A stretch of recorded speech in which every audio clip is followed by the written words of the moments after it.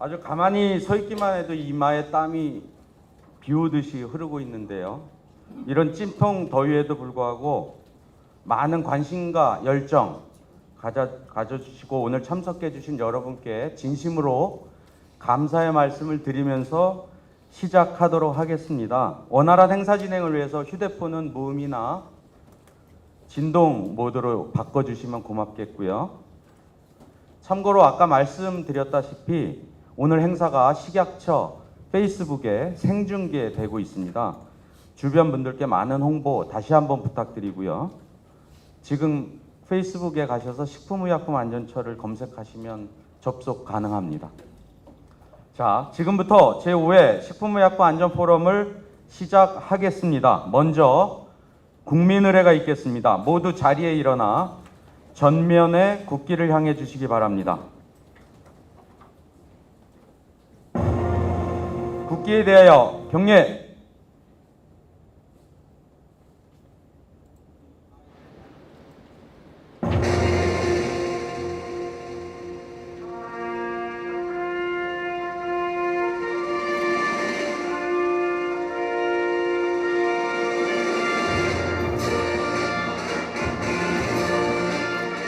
나는 자랑스러운 한국기 앞에 자유롭고 정의로운 대한민국의 무궁한 영광을 위하여 충성을 다할 것을 굳게 다짐합니다.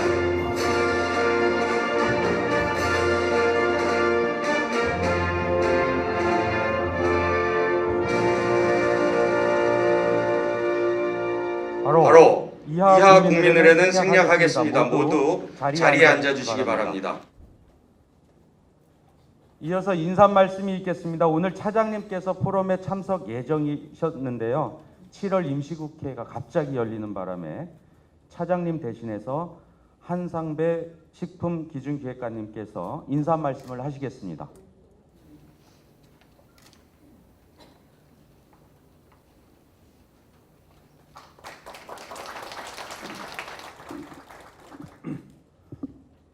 네, 안녕하십니까. 한상배입니다. 오늘 당초 인사 말씀은 이제 차장님께서 하시기로 했고, 차장님이 안 계실 경우에는 이제 소비자 예방국장께서 담당을 하고 있기 때문에 인사를 드려야 되는 게 마땅한데, 공석인 관계로 제가 대신 인사를 드리기로 했습니다.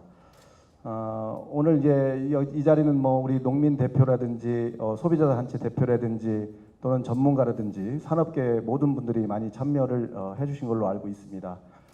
이런 자리를 빌어서 어떤 정책을 실행하고자 하기 전에 어떤 그런 내용을 발표를 하고 또 공론화해서 여러 의견도 듣는 그러한 자리로 알고 있습니다. 이런 자리는 우리가 이제 2006년도부터 식품안전 포럼이라고 해서 진행을 해 왔었습니다. 그때 당시에는 이제 크게 이제 사회적 이슈적인 문제하고 또는 제도적인 문제로 나눠서 이제 접근을 했었습니다. 사회적인 이슈 문제에 있어서는 그때 당시에 우리 커피의 발암 물질인 푸란이라든지 당면의 어떤 알루미늄 문제라든지 벤조피렌 문제, 그다음에 뭐 아크릴아마이드 문제 등을 많이 정책을 논하고 이 연착륙해서 지금은 문제 없도록 이렇게 관리를 하고 있습니다. 또한 그때 당시에 이제 제도적인 측면에서는 우리 유전자 제조합 식품의 표시 제도라든지 또는 어린이 식생활 안전관리 특별법 마련을 위한 그러한 제도도 서로 논하고, 또한 방사선 조사식품에 대해서도 많은 의견을 교환하고 해서 공론화해서 정책을 정착화해 왔다는 말씀을 드립니다. 이로 인해서 우리가 이제 그런 사회적 혼란을 좀 줄이고 또한 사회적 그 비용도 줄일 수 있는 그런 계기가 돼 왔고, 그래서 그런 일들을 통해서 지속적으로 지금은 이제 식품의약품 안전포럼이라는 걸로 확대를 해서 운영을 하고 있습니다. 오늘 논하고자 하는 이 PLS 제도는 이 농약으로부터 국민 소비자를 보호하는 하고자 하는 그런 목적이 있고, 또한 장기적으로는 우리 농민들의 농가를 보호할 수 있는, 우리 농산물을 보호할 수 있는 그러한 기회가 될 거라고 생각을 하고 저희가 정책을 펴고 있다는 말씀을 드립니다.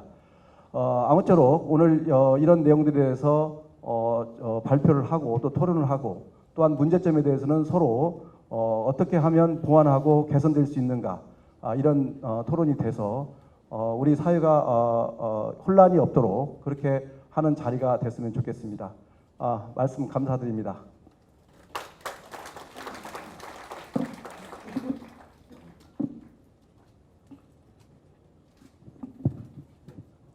네, 인사 말씀 한 국장님 감사드립니다.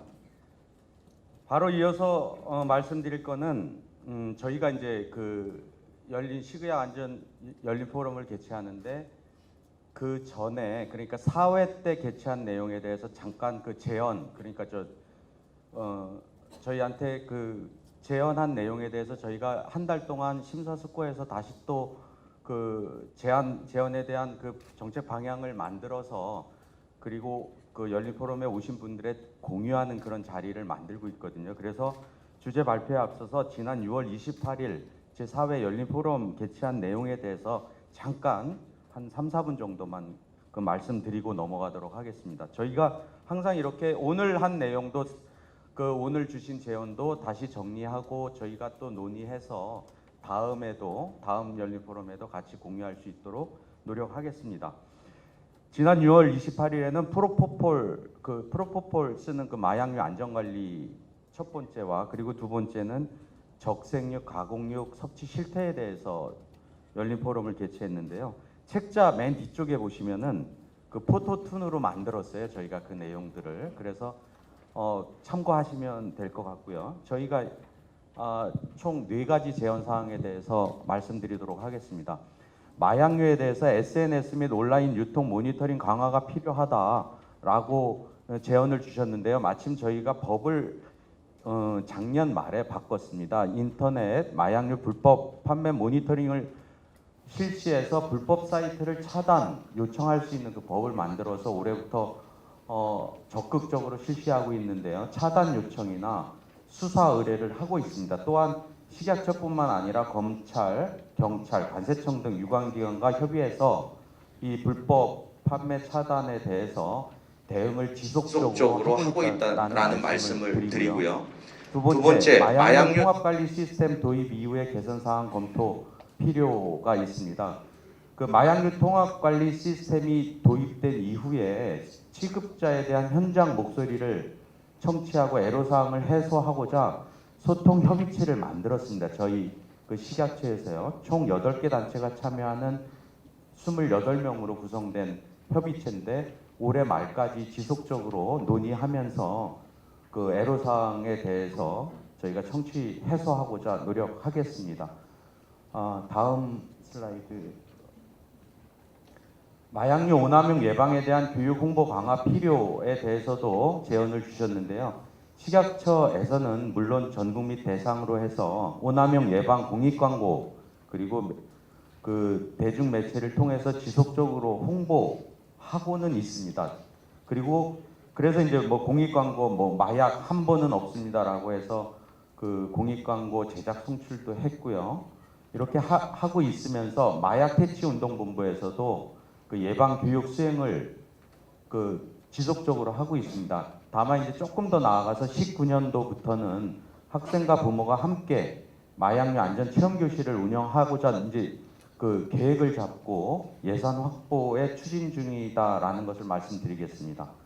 마찬가지로 마약 그 중독자 재활을 위한 예산 지원도 기재부 국회와 지속적으로 협의하면서 추진하겠다라는 말씀드리고요. 마지막으로 그 적색육, 가공육이 이제 그 인체에 어느 과 섭취됐을 때 문제가 될 수 있다라는 그런 그 WHO의 발표가 있습니다. 그래서 식약처에서는 이런 산출 프로그램인 칼로리 코디라는 것을 만들었습니다. 그래서 안드로이드나 아이폰에서 직접 이 칼로리 코디를 다운받아서 깔고요. 그리고 섭취량에 대해서 자기가 어떤 음식을 섭취했는지 그 입력을 하면은 그 섭취량에 대한 평가 프로그램이 있습니다. 그래서 저 부분 말씀드리고요. 그런데 이제 저거 하다 보니까 회원 가입할 때 좀 인증하고 뭐 좀 이렇게 복잡한 게 좀 있습니다. 그래서 저번 시간에 저 얘기를 하면서 전반적으로 손쉬운 사용을 위해서 개선 필요하다라는 제언을 해주셔서 8월 말까지 저희가 이 부분을 좀 쉽게 다가갈 수 있도록 그 프로그램을 좀 개선하겠다라는 말씀을 드리면서 제 4회 열린 포럼에 대한 제언을 이상 마치도록 하겠습니다.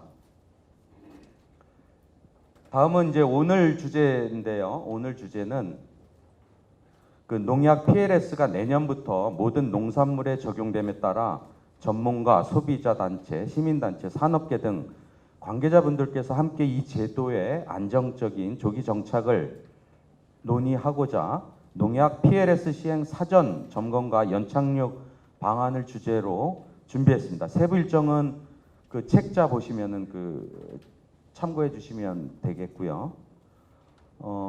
주제 발표에 이어서 그리고 패널 토론이 있도록 하겠습니다. 주제 발표는 총 3분인데요. 주제 발표부터 주제 발표와 패널 토론을 전반적으로 진행해 주실 좌장을 먼저 소개해 드리도록 하겠습니다. 좌장님은 충북대학교 경기성 교수님이시고요.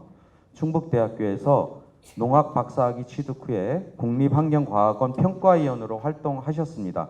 현재 사단법인 한국농약과학회 회장님과 그리고 충북대학교에서 환경생명학과 교수님으로 재직 중이십니다. 교수님께 큰 박수 부탁드립니다.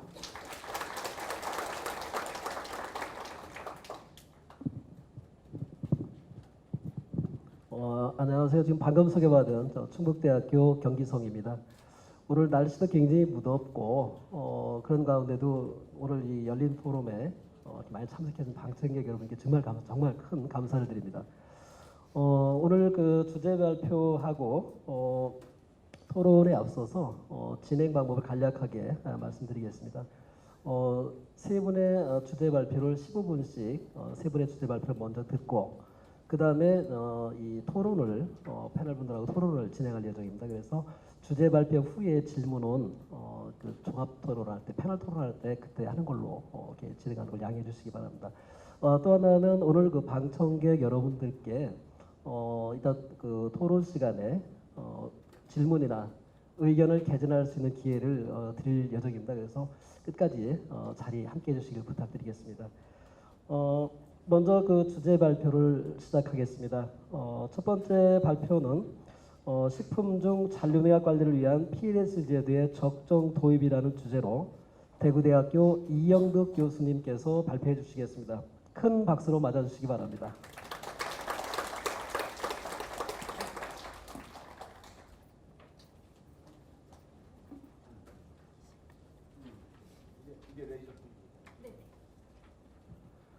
예, 안녕하십니까. 대구대학교의 이영득 교수입니다. 서울에 오늘 오니까 손수건이 필요하더라고요. 대구에서는 손수건이 필요 없습니다. 땀이 나오자마자 기온이 높아서 땀이 마르기 때문에 천천히 속옷이 젖어올 뿐입니다. 오늘 대구 기온이 기상대 발표는 38도인데 기상대를 옮겼어요, 강가로. 그래서 지금 39도쯤 될 겁니다. 제가 이 자리에서 선 것이 여러분들 이 상담분들께서는 굉장히 의아하다고 생각할 거예요. 왜 저 지방대 교수 한 사람이 올라와서 PLS 제대로 설명을 하느냐. 식약처가 충북에 오송에 있지 않습니까? 그리고 이제 농촌진흥청이 전북의 전주에 있습니다. 그래서 전라도, 충청도니까 이제 이번에는 경상도 쪽에 해서 구색을 맞추려고 저를 오라고 한 것은 아닙니다. 저에 대해서 잠깐 말씀드려야 되는 게 PLS 제도는 잔류 허용 기준을 관리하는 제도죠. 잔류 허용 기준에 우리나라에서 잔류 허용 기준을 설정하기 위해서는 4개의 위원회를 거쳐서 결정이 됩니다. 첫 번째가 농촌진흥청의 농약전문위원회, 그 다음에 안전성심의위원회, 그것이 그러고 나서 식약처로 넘어가면 전문가 검토회, 그리고 맨 마지막에 식품위생심의위원회 잔류분과위원회를 통과하게 되어 있습니다. 첫 번째와 네 번째 위원장이 접니다. 그래서 제가 PLS 제도에서 개괄적으로 가장 잘 설명할 수 있을 거라고 믿으셔서 아마 저보고 와서 이 설명을 하라고 한 것 같습니다. 저는 교수기 때문에 일단 정직을 모토로 해서 가리키는 교육자의 입장에서 정부에 대해서 공정하게 저희가 PLS에 대해서 설명을 드리겠습니다. 그리고 여기 상당수의 많은 분들이 PLS 제도에서 굉장히 많이 들으셨겠지만 일부 놓치는 것이 한두 개 아마 있을 겁니다. 저희가 이제 자료노약을 제가 한 40년 했기 때문에 그것도 한두 가지 제가 말씀드리고, PLS 제도의 진정한 의미에 대해서 잘 모르시는 분들께서는 지금 이 시간에 좀 더 기초적인 개념이나 기본적인 그 체계에 대해서 조금 공부할 수 있는 계기가 됐으면 저로서는 더 바랄 나위가 없겠습니다. 첫 번째 그 PLS 안 넘어가는데요. 그 PLS 제도에 앞서서 PLS 제도를 이제 한다고 그러니까 온 나라가 이게 시끄럽지 않습니까? 뭐 PLS 올림픽도 아니고 굉장히 시끄러운데, PLS 제도에 앞서서 저희가 전제적으로 깔아야 될 게 있어요. 전 세계적으로 잔류농약 관리를 하기 위해서 모든 나라에서 채택하고 있는 제도가 잔류 허용 기준과 안전사용 기준입니다. 1960년대부터 선진국부터 계속 나왔기 때문에 이거 자체를 부정하는 사람들이 있습니다. 그거는 절대적으로 바뀔 수가 없는 전 세계적인 기준입니다. 잔류허용 기준이 그러면은 우리 행정직이나 이런 데서 그냥 숫자 노름에 의해서 설정되느냐? 그렇지가 않아요. 굉장히 상당한 노력에 의해서 하나하나씩 설정되는 그와 같은 체계를 전 세계 모든 선진국에서 하고요. 우리나라가 경제 사정이 그렇지 않다면 과거처럼 외국에 있는 걸 그냥 받아들일 수밖에 없어요. 우리가 나름대로 OECD 국가로서 경제에서 그만큼 노력을 해서 잘 살게 됐기 때문에 이와 같은 경비를 들여서 잔류 허용 기준 설정을 해오는 것을 우리가 1980년대 말부터 해오고 있습니다. 잔류 허용 기준 설정에 관한 과정을 간단히 한 30초간 말씀을 드릴게요. 첫 번째가 농약이 새로 개발이 되면 만성 독성 실험을 합니다. 잔류 독성에 관한 거예요. 잔류 허용 기준은 만성 독성에 관한 얘기이기 때문에, 그럼 실험 동물에 대해서 우리 사람을 마루타로 쓸 수는 없으니까 실험 동물에 대해서 최소 2년간 만성 독성 실험을 하고요. 그 만성 독성의 결과 어디까지 먹어도 보통 쥐의 경우에 아무런 이상이 없구나 하는 그 값을 구해요. 그게 우리가 NOAL이라고 합니다. No Observed Adverse Effect Level이라고 합니다. 그걸 쥐는 그런데 사람한테 적용할 수는 없으니까, 사람하고 쥐는 틀리잖아요. 그렇죠? 그러니까 사람하고 쥐가 서로 틀릴 테니까 거기에 대한 거 10분의 1만 먹겠다. 다음에 사람들 중에서 술 한 잔만 먹어도 금방 취하는 사람이 있고 술을 4병 먹어도 까딱 없는 사람도 있거든요. 그럼 사람들 사이에 가장 조금 먹어도 괜찮을 정도로 해서 또 10분의 1. 그 다음에 독성 자료가 정말 정확하게 로이스트 이펙트를 갖다가 나타내느냐 안 나타내느냐 하는 그와 같은 확실성에 관한 것을 다시 10분의 1. 보통은 이제 확실한 독성 자료인 경우에는 CFT 팩터 100분의 1을 갖다가 곱해서, 그래서 우리가 ADI를 산출하죠. 이것이 우리 인간이 먹을 수 있는 최대 상한점입니다. 그런데 이 100% 중에서 식품을 통해서 들어오는 것이 80%예요. 그리고 우리가 음료수, 음용수에 의해서 들어오는 게 10%. 다음에 우리가 생활 돌아다닐 때 여러분들 가끔 농약 냄새 나죠. 그렇죠? 그걸로 들어올 수 있는 게 10%. 그래서 식품의 가장 큰 소스는 당연히 이제 농산물, 축산물 이런 거겠죠. 그것에 의해서 80%를 배분합니다. 그러니까 그것을 우리가 리스크업에서 80%를 하고요. 그러면은 그 80%를 다 먹어도 먹는 것까지는 무조건 허용하냐? 그게 아니고, 실제로 농민들이 사용을 했을 때 병해충 발생에 따라서 이것을 어느 정도만 사용하면은 병해충 발생에 대해서 우리가 충분히 방지할 수 있다. 더 이상 농약을 사용할 필요는 없겠죠. 그걸 실제로 실험을 다 해요.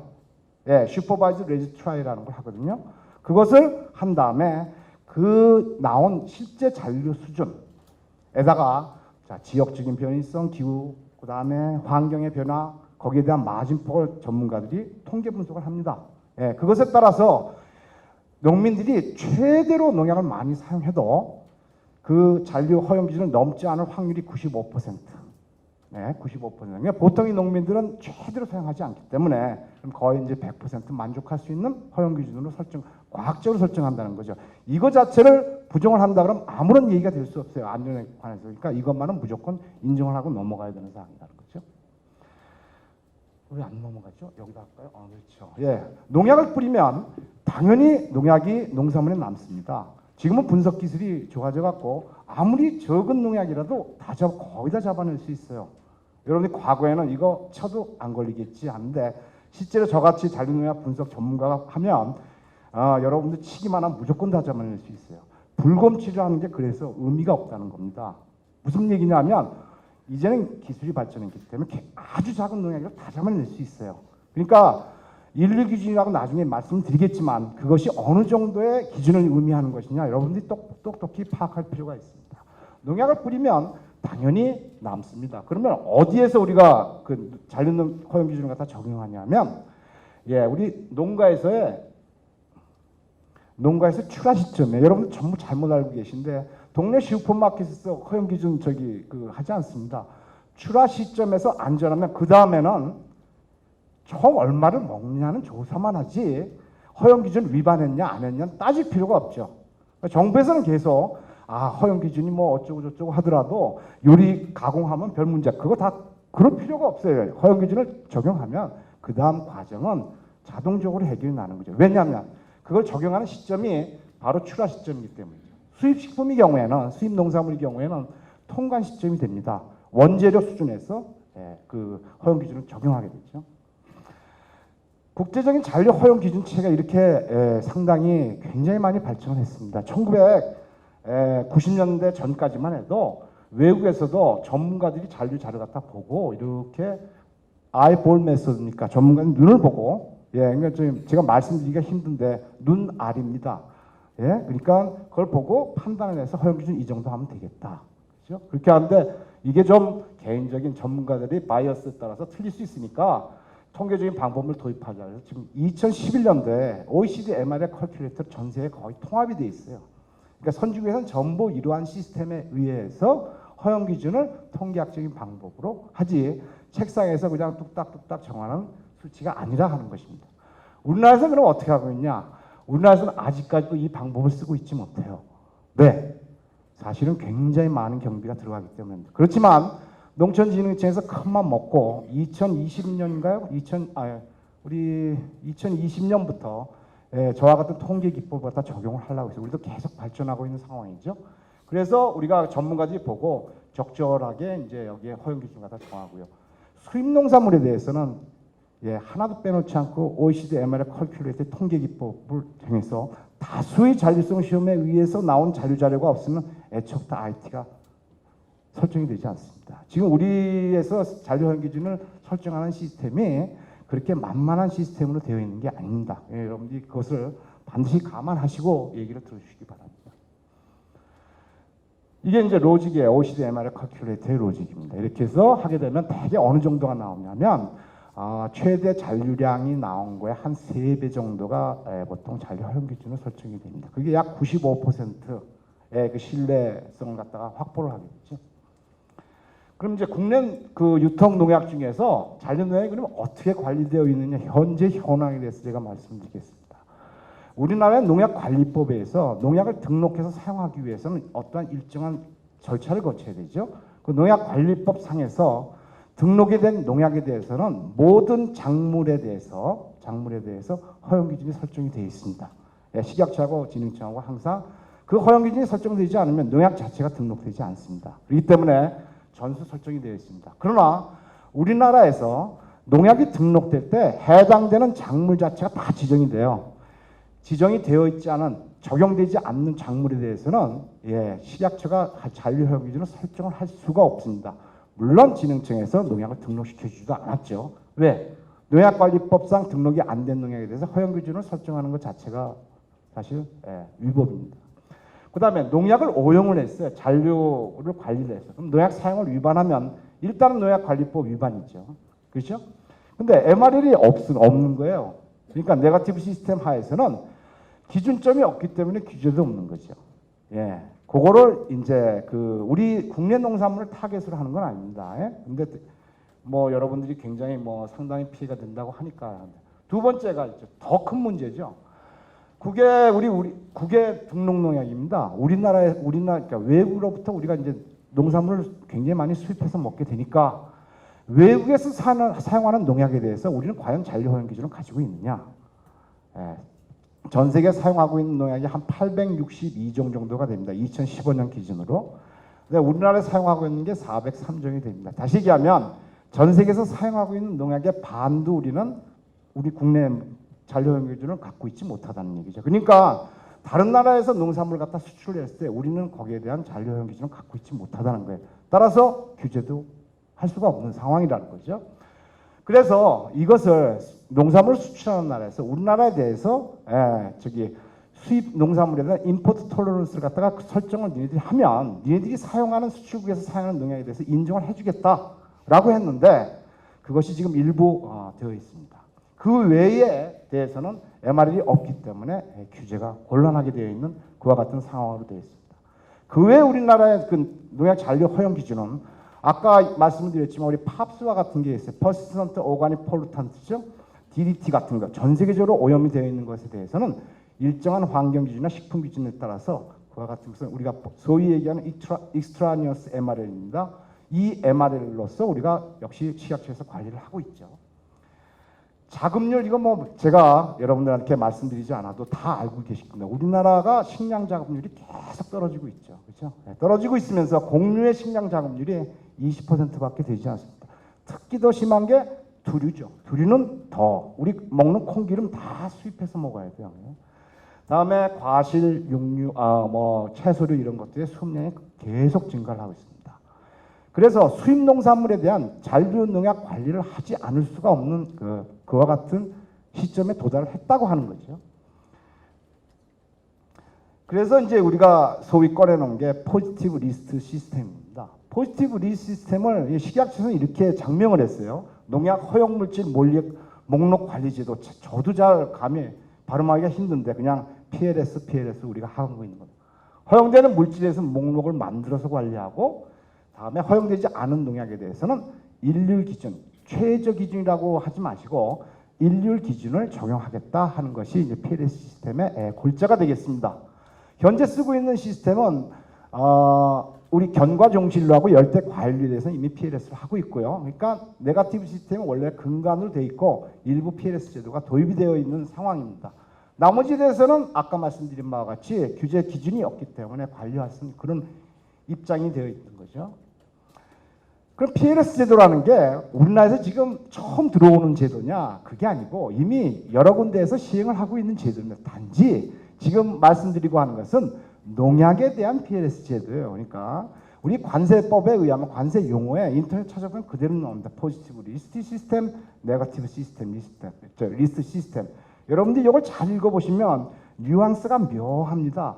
수입국, 수출국의 후진국, 선진국에 따라서 그 입장에 따라서 어떤 시스템을 쓰느냐 하는 것은 그 나라에서 자유로 정할 수 있는 것이죠. 의약품에 대해서 우리 건강보험관리공단에서 하는데 비싼 농약이 효능이 약한 것도 다 쓸 수가 있잖아요. 그러니까 그것을 포지티브 리스트 시스템을 만들어서 투자대, 비용대, 약효가 높은 농약만 쓰도록 그것도 포지티브 리스트 시스템입니다. 그렇죠? 그리고 식품 원자재에 대해서는 이미 2016년대 식약처에서 포지티브 리스템을 쓰고 있습니다. 도입 목적은 뭡니까? 도입 목적 국민에게 안전한 농산물. 한마디로 얘기하면 소비자들한테는 농약이 함유되어 있더라도 알고 먹을 권리를 지켜주겠다는 얘기예요. 그러니까 농약을 전혀 안 먹겠다고 하는 소비자들은 그 사람들은 이제 안 쓴 농약만 찾아다니시겠지만 농약을 쓰는 것이 법적으로 허용되어 있습니다. 전 세계 모든 나라에서 농약을 안 쓰는 나라 있어요. 돈이 없으면 농약을 못 써요. 그렇죠? 근데 전 세계에서 농약이 법적으로 허용되어 있으면 어떤 농약이 얼마만큼 들어가 있는지 알고 먹을 권리를 확보해 주겠다는 게 PLS 시스템의 골자입니다. 그러니까 먼저 우리나라에서 가장 문제가 돼요. 국내에서는 어떻게든 우리가 알아서 우리 국민이니까 서로 합의해서 할 터이니 수입 농산물에 대해서는 이와 같은 것을 강제를 하지 않으면 수출국 입장에서 그 나라 국민이 농산물 수입국인 우리 국민까지 생각하는 건 아닐 거 아닙니까? 그러니까 그것을 확보하자는 거고요. 국내 농산물에 대해서는 농약 오남용을 방지하자 그런 목적이고요. 세 번째는 이건 행정적인 문제고 전체적인 TDI를 갖다 판단해서 잔류관리 정책에 관한 방향이기 때문에 제가 생략을 하도록 하겠습니다. 수입 농산물에 대한 잔류농약 관리 현재 이루고 있고 어떻게 하는 거죠? 그러니까 미도령 농약에 대해서는 안전관리는 IT 설정을 국내를 등록을 하거나 IT 설정을 하는 것을 사용하도록 강제를 하는 거예요. PLS를 하면 국내에 등록되어 있는 농약이 있으면 국내 잔류 허용 기준에 맞추고 등록되어 있지 않다면 니네들이 사용하는 농약이 합법적으로 사용됐다는 것을 우리한테 인정을 받아서 우리나라에서의 허용 기준을 받으라 하는 거죠. 그걸 강제하는 거예요. 그렇지 않으면 등록 안 됐거나 니네들이 마음대로 사용한 농약의 잔류 농약이 포함된 거는 우리나라에 일류 기준이 넘어가면 수입이 안 된다 이런 얘기죠. 다음에 국내에서 안전성 문제로 사용 금지된 게 있어요. 그런데 여전히 외국에서 많이 쓰고 있는 농약에 대해서는 임포트 톨러런스를 우리가 설정을 적절히 함으로써 그러한 농약이 사용되지 않도록 우리가 컨트롤할 수 있습니다. 그 다음엔 외국에서 쓰는 그러한 농약들이 사용 형태가 우리하고 좀 틀려요. 우리나라에서는 국토가 작기 때문에 포스트 하베스트 페스티사이드를 거의 사용하지 않습니다. 부산하고 서울이 별로 그렇게 거리가 멀지 않지만, 그러나 미국같이 굉장히 넓은 나라에서는 수확 후 유통 과정에서의 변질을 위해서 포스트 하베스트 페스티사이드를 합법적으로 사용하도록 허가하고 있어요. 그걸 우리가 다 허용할 수는 없는 거죠. 그러니까 적절한 GAP를 우리가 선정을 함으로써 우리 국민들한테 보다 안전한 수입 농산물을 확보할 수 있지 않겠냐, 그런 취지에서 이제 수입 농산물에 대해서 관리를 하겠다는 거죠.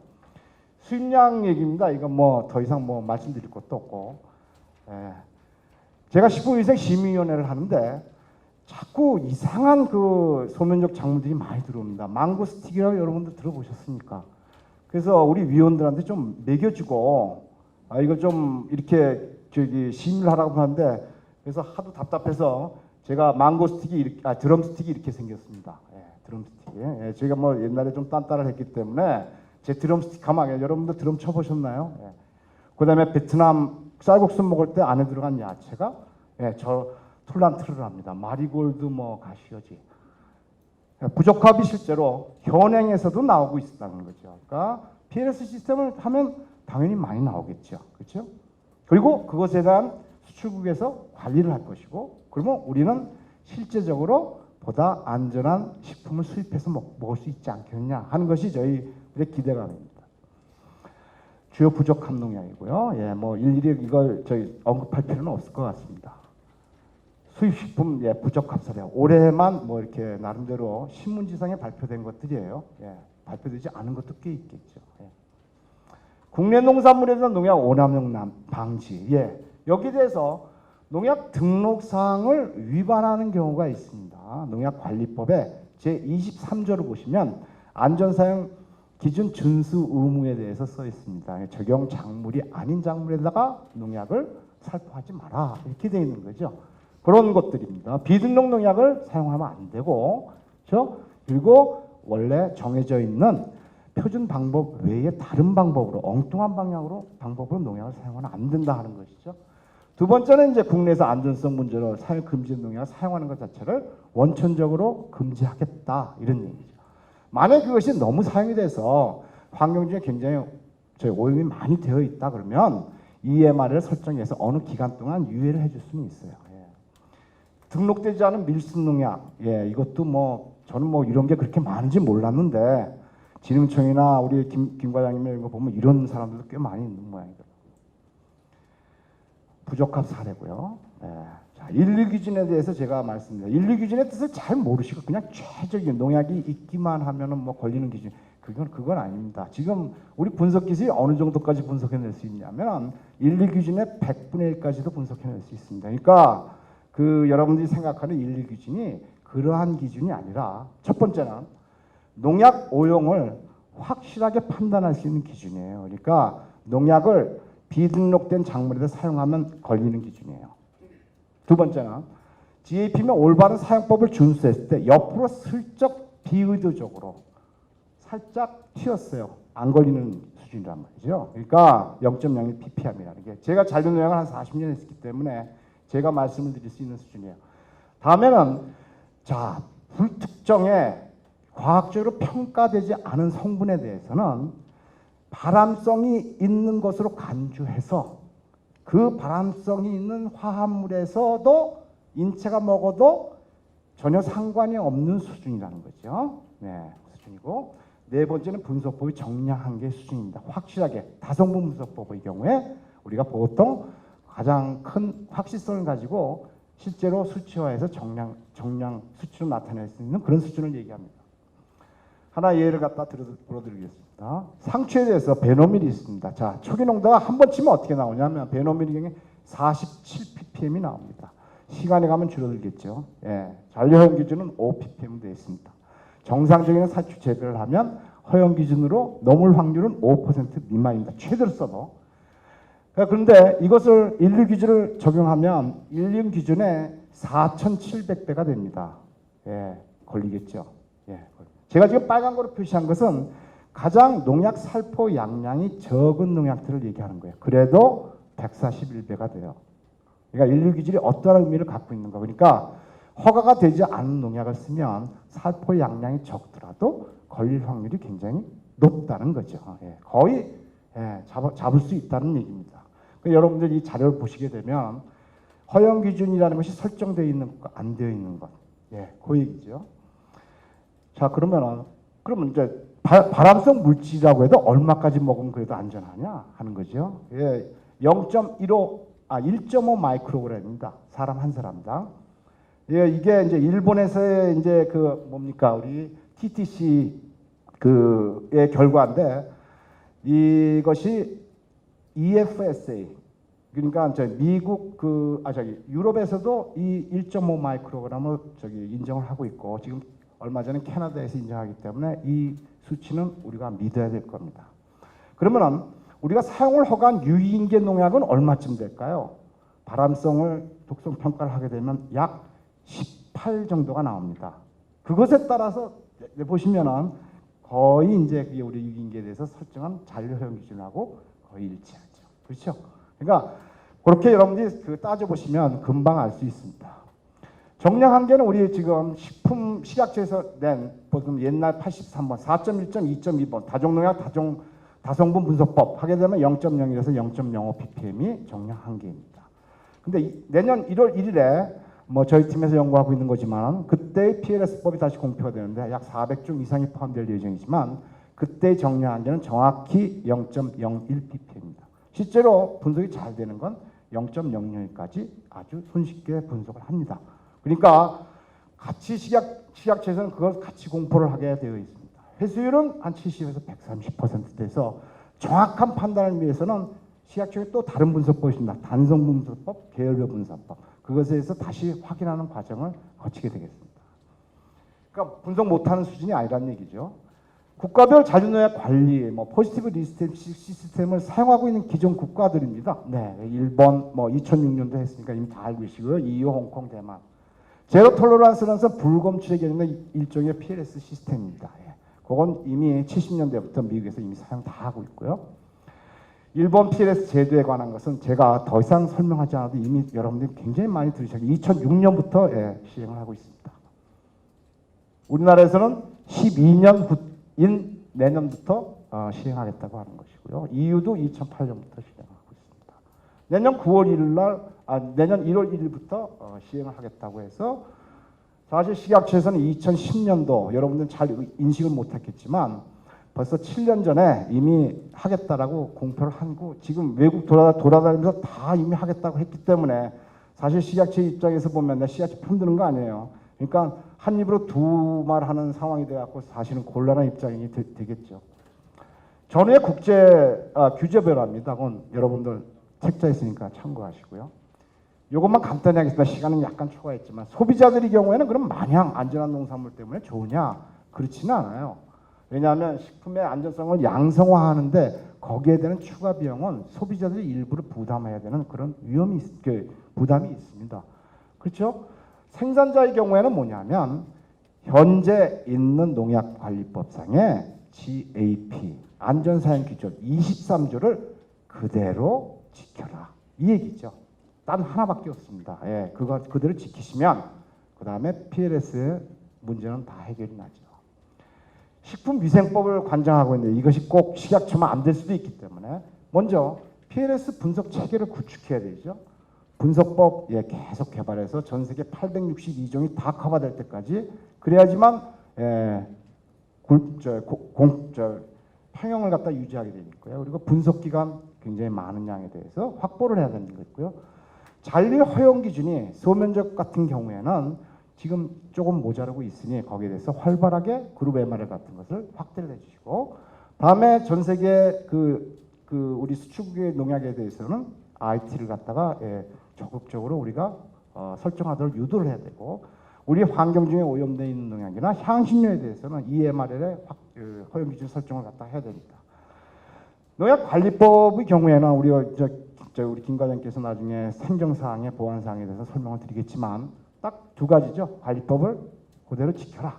두 번째는 소면적에서 사용하는 농약수가 적으니 지금도 조금은 있어요. 그리고 근데 그것을 나름대로는 조금 신속하게 사용할 수 있도록 농민들이 농사를 지을 수 있도록 해주는 것이 농약관리법을 관장하는 주무부서의 할 일이겠죠. 식품업계가 있습니다. 식품업계는 뭐 난리가 났겠지만 그동안 안 해왔던 원재료 수출국에서 무슨 농약 쓰는지 다 조사해야 되죠. 그리고요. 농산물을 수입하는 관리기관이 있습니다. 아마 농림축산부가 되겠지만 우리가 대량으로 수입하는 게 있어요. 밀 같은 거 예를 들자면 밀가루 그런 경우에는 수입성 관리를 해야 되고 다음에 그러다 보면 수급이 일시적으로 차질 날 수 있기 때문에 거기에 대한 대비를 좀 해야 된다. 가장 여기서 얘기를 안 하는 그 회사가 뭐냐면 농약회사입니다. 자기들이 소면적 그런 건 잘 안 했는데 가장 이익을 본다라고 착각을 하지만 농약회사도 의무가 있습니다. 그렇죠? 그 관리법을 준수하기 위한 스튜어드십을 자기네들이 자체적으로 강화를 해야 되고요. 다음에 그 임포트 톨러런스에 대해서는 그것을 우리 국내 농약회사는 그와 같은 자료를 갖고 있지 않습니다. 전 세계 농약회사의 메이저들이 갖고 있기 때문에 그것과 연관을 갖고 있는 점 갖다 충분히 활용을 해서 임포트 톨러런스가 활발하게 설정될 수 있게끔 자기들이 적극적으로 협조를 해야 되는 그와 같은 사명감이 있다고 하겠습니다. 나머지 사항에 대해서는 아마 우리 농진청의 김경선 과장님하고 우리 식약처의 이순호 과장님이 행정사항이나 보안사항에 대해서는 디테일한 것에 대해서는 아마 설명을 드릴 거고요. 참고로 저희 대구대학교입니다. 100만 평인데 저희 대구대학교의 특징이 뭐냐면 주차료를 받지 않습니다. 차가 땅을 못 채우기 때문에 전부 무료 주차인데 사람도 별로 없으니까 오셔서 마음 편히 쉬시다가 놀러 가시면 기회 있으시면 그렇게 하시기 바랍니다. 감사합니다. TNS에 대해서 아주 자세하게 설명해 주신 연우 교수님께 다시 한번 큰 박수 부탁드리겠습니다.